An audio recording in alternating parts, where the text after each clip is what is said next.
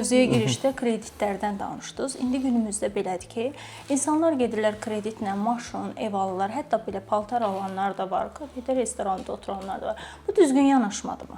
Ev başqa cür almaq olmur. Yəni ipoteka yeganə variantdır. Biz təəssüflər olsun ki, belə bir iqtisadi durumdayıq ki, cavanlar artıq ev üçün pul yığıb ala bilmirlər. Ona görə evimiz daşınmaz əmlak yox. Mən düşünürəm, hər bir insan evi olmalıdır. Bu belə bir məkandır ki, oradakı həyatın ən pis məqabında da gedib sığınacaq tapdığın bir məkandır. Orada nədənsə təzədən başlaya bilərsən. Bunu yalnız ipoteka kreditində mümkündür. Burada sadəcə yeganə odur ki, mən hamıya tövsiyə edirəm ki, 15 illə bitirə biləsiniz bu ipotekanı. 20, 25, 30 ilə ipoteka götürməyin. Balaca bir ev götürün.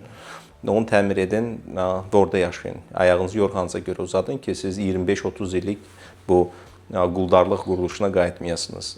Amma bütün digər hissələr sırf olaraq egodur. Yəni ki, başqalarının yanında təəssürat yaratmaqdır. Okey də sənin narıncı iPhone-un var, amma kreditlə də sən nə siqnal verirsən də bununla. Statusun göstəricisi deyil, falan deyil, maşın eyni olaraq.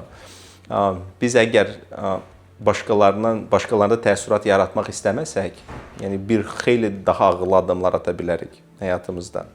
Ona görə maliyyə savadlığının bir nömrəli qaydası don't try to impress others da ingilislər deyir. Başqalarında təəssürat yaratmağa çalışma özün ol ilə. Bunu özümüz ola bilsək, özümüzü qəbul etsək, ondan sonra xərclərimiz də bir xeyli azalar.